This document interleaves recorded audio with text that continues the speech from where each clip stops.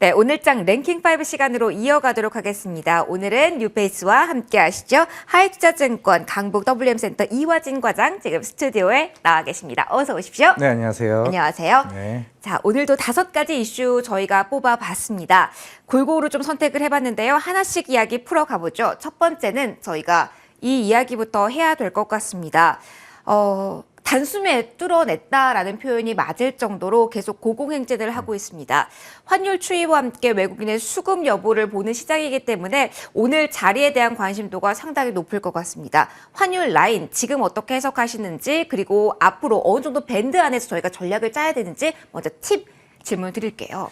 우선은 2년 1개월 동안 최고라고 말씀을 네. 하셨지만은 그만큼 외국인 매도도 꾸준하게 나왔습니다. 지금 이제 코스피 기준으로 따졌을 때 외국인 지분율이 30% 이하까지 지금 거의 빠지고 있는 상태고 그만큼 삼성전자의 매도도 계속 나왔었는데요. 이제 결국에는 이제 FOMC 5월 5일 날 이제 50bp든 75bp로 인해 가지고 그만큼 인상을 하게 되면은 그만큼 달러화에 대한 강세가 계속 지속적으로 된다고 계속 이제 이어진다고 했을 때 결국에는 이제 원화에 대한 약세가 조금 계속 이어지지 않을까 저는 생각은 하고 있습니다. 결국에는 이제 외국인 흐름에 대해서 과연 우리나라에 대한 흐름이 올 수 있을지 결국에는 이제 원자력이나 이제 우크라이나 사태로 인해서 사실 미국 같은 경우는 이제 서비스업이 굉장히 비중이 많은 나라에 비해 우리나라 같은 경우는 이제 원자재 부담이 좀 많이 큰 제조업 비중이 좀 많다 보니까 결국에는 그런 매력적인 구간이 안 되는 상황이기 때문에 결국 계속 원화에 대한 약세는 좀 지속되지 않을까 저 생각하고 있습니다. 그럼 지금 시장에서는 관망을 해야 되는 걸까요? 사실은 실적 시즌에서 이익 전망치가 상향 조정되고 환율의 변동성이 좀 안정이 돼야지만 이 두 가지 조합으로 지난해에 외국인의 비율이 좀 높아진 경험이 있어서요. 네. 그럼 지금은 좀 기다리자. 그리고 새로운 최근에 한은 총재님께서도 그런 얘기를 했던 게 이번 이제 통화 정책에 대해서 좀 관여를 하지 않는다라는 얘기도 초창기 때 인사청문회 잠깐 했었거든요.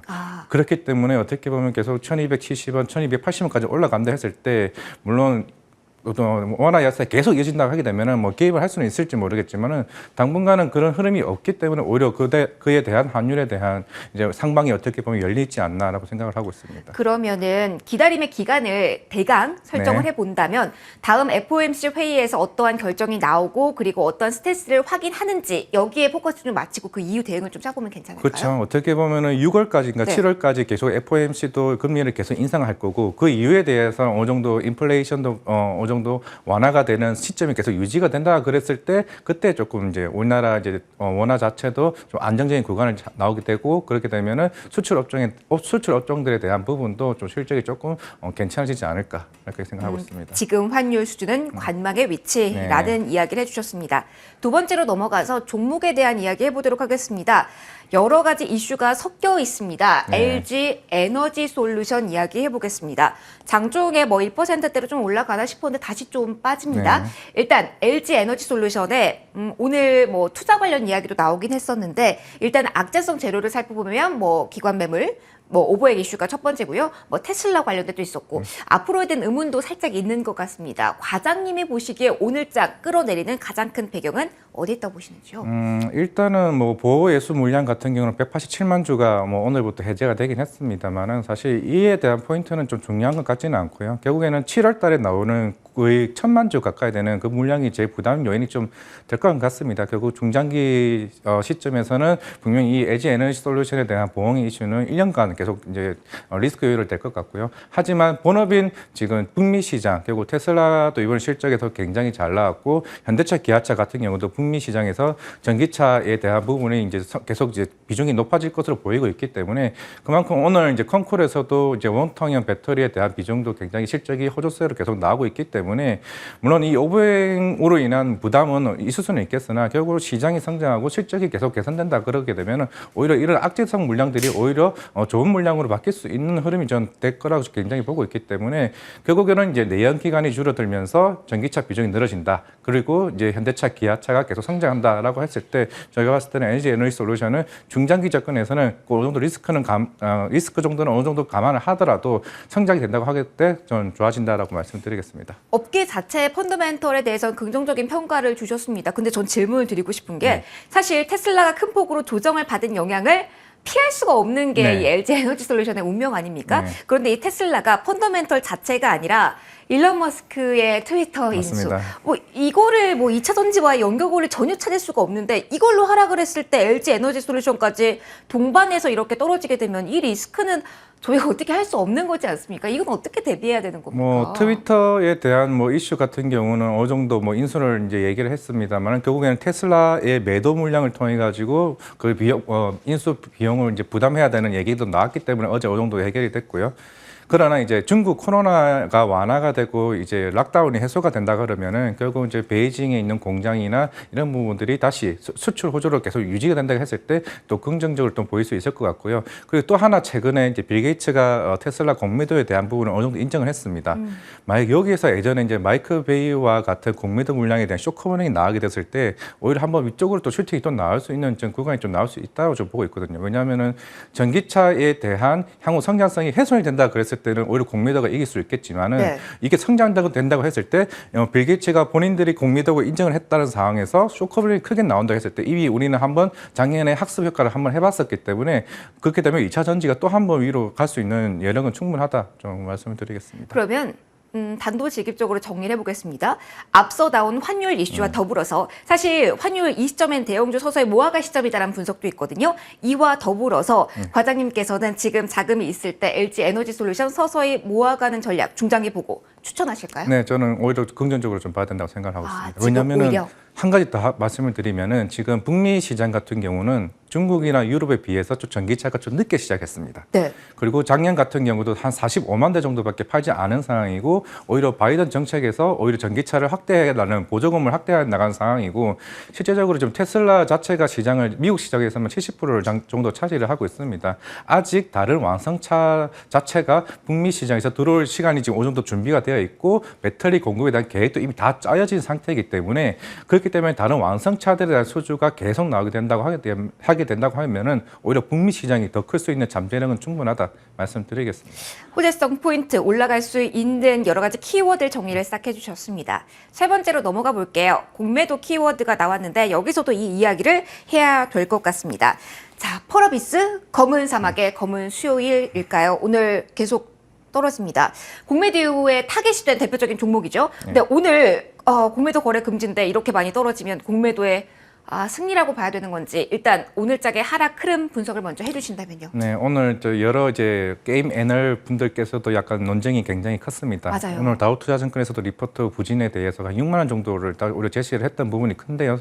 물론 어제 사실 중국에서도 이제 다운로드 순위는 1위였지만은 실제적으로 애플스토어에서 매출 진입을 한 72위 정도로 진입을 했고 지금은 한 33위 정도까지 제가 보기에 올라갔던 걸로 기억을 합니다.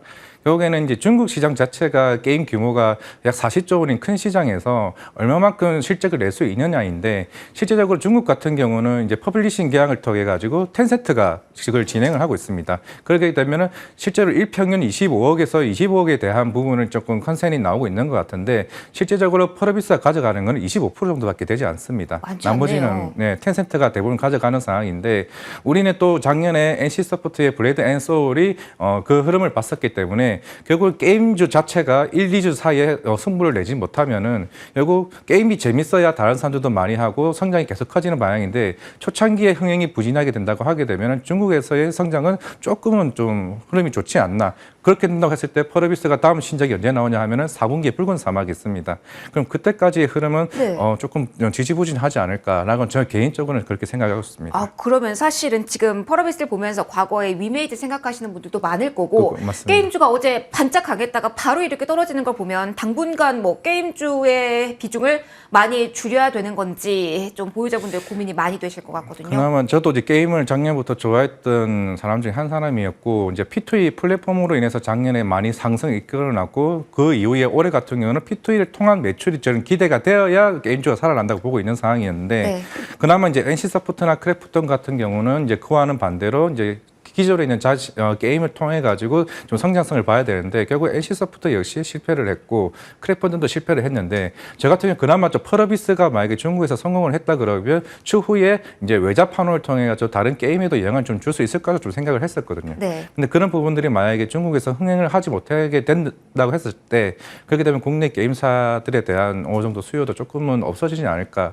조금 이렇게 좀 극단적으로 말씀을 드릴 수는 있겠습니다만 결국에는 2, 3주 적어도 한 달 사이에 조금 이제 퍼러비스 검은 사막의 모바일이 흥행 요소가 좀 중요하지 않을까. 실제적으로 애널리스트 리포트에 나왔을 때도 3, 4분기 실적이 굉장히 2배 이상을 조금 예상을 좀 잡았었거든요, 추정치를. 네. 만약에 근데 여기서 안 나온다 하면 결국엔 컨센 하해나 이런 부분이 실적에 바로 반영이 되기 때문에 그걸 이미 선반영하고 감안을 해야 되지 않을까 생각합니다. 여러 가지 이슈를 좀 복합적으로 좀 생각해야 되는 구간이 아닐까 싶습니다. 다음 이슈 좀 넘어가 보죠. 네. 가스주를 볼 건데요. 이걸 일단 이렇게 질문 드릴게요. 테마주 성격으로 움직인다라고 봐야 되는지요?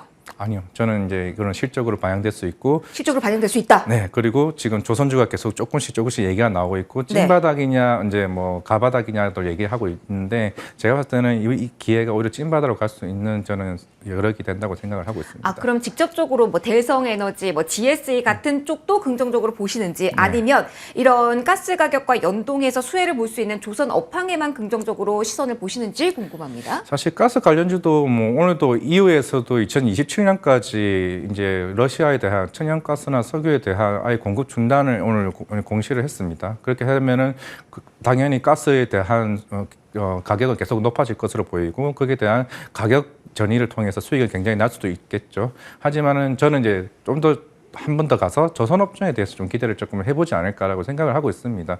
어떻게 보면 15년 만에 기회가 지금 나왔다고 생각을 하고 있고요. 네. 최근에도 신조선가 지수도 어떻게 보면 15년 전만큼의 이제 가격이 계속 올라가고 있는 상황이고, 물론 최근에 어느 정도 악재는 후반 가격 상승에 대한 비용과 그리고 카타르 에너지 쪽에서 나오는 2년 전에 대한 수주 그대로 진행을 하자라는 것 때문에 지금 어느 정도 왈가왈부 싸우고 있는 상황인데 네. 결국 카타르 같은 경우도 지금 상황에서 근데 그 중국 쪽으로 조선사를 옮길 수도 없는 상황이고, 결국에는 지금 그 2년 전 신조선가 지수만큼의 만약에 계약을 했을 경우에는 실제로 한 척당 400억 정도의 조선의 손실이 계속 나오고 있는 상황입니다. 네. 결국은 이 회사도 바보가 아닌 이상 지금 LNG선에 대한 수주가 계속 나오고 있고, 여기 어느 정도 중간적인 협의가 된다고 그러면 또 하나의 악재가 사라진다고 감안을 했을 때 후판 가격에 대한 비용보다는 오히려 수주에 대한 부분들이 벌써 연간 목표에 거의 50% 달할 정도로 거의 어느 정도 수주의 목표를 채웠습니다.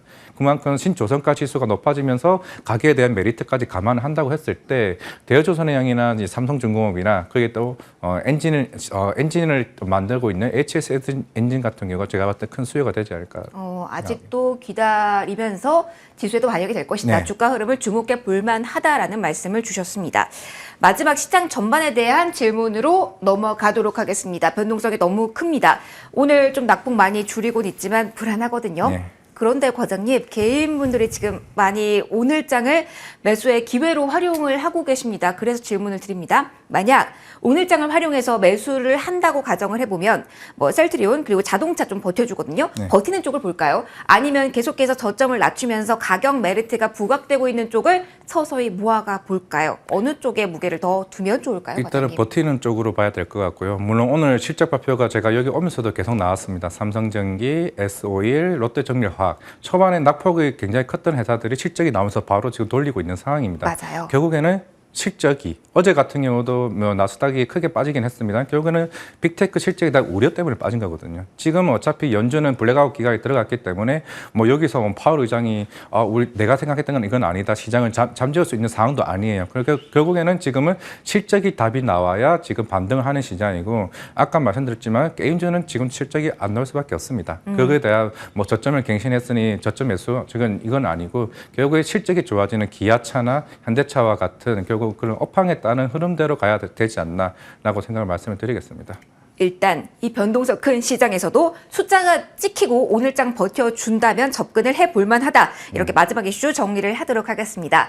5개 이슈 저희가 쭉 정리를 해봤고요. 이제 원픽을 들어볼 시간입니다. 오늘 과장님의 첫 번째 원픽은요, 공개해 주시죠. 네, 저 오늘 원픽은 이제 HSD 엔진입니다. 아, 역시 네. 긍정적으로 시각 보시더니. 네. 자, 어떤 포인트 가지고 계신가요? 뭐 이 회사 같은 경우는 최근에도 이제 원래는 이제 대우조선해양이랑 삼성중공업에서 이제 고객사를 하고 있었는데요. 사실 2월 달쯤에 한국조선해양이랑 대우조선해양의 기업 결함이 이제 불결이 됐습니다. 이제 그 이유가 사실 둘이가 합쳐지게 되면은 현대중공업에서 있는 이제 엔진 사업부가 1위인 회사인데, 여기에 물량을 다 뺏길 수 있는 상황에서 결별이 되면서 오히려 HSD 엔진 같은 경우는 기존의 대우조선 해양에 대한 실적을 계속 가지고 올 수 네. 있었죠. 근데 그에 대한 대비해서 또 중앙권 조선사에도 영업을 계속 해왔었는데 이쪽에서 실적이 굉장히 좋아졌습니다. 오히려 그러면서 기존에 뺏길 뻔했던 이제 대우조선 해양 물건도 가지고 왔고 오히려 LNG 이제 조선에 대한 수주가 계속 나오게 되면서 친환경 엔진에 대한 수요가 계속 나오고 있습니다. 아, 그러면은 지금도 접근을 해도 되고 네. 가격적으로는 어디까지 저희 보면 좋을까요? 지금 이제 2분기부터 흑자 전환이 좀 될 네. 것으로 예상하고 있고요. 지금 한 1,750원 정도 되는 것 같은데 13,000원까지는 제가 봤을 때는 목표가를 삼아도 충분하지 않을까 생각하고 있습니다. 알겠습니다. 하이투자증권 이화진 과정과 오늘 첫 시간 여기서 마무리해 보도록 하겠습니다. 고맙습니다. 네, 감사합니다.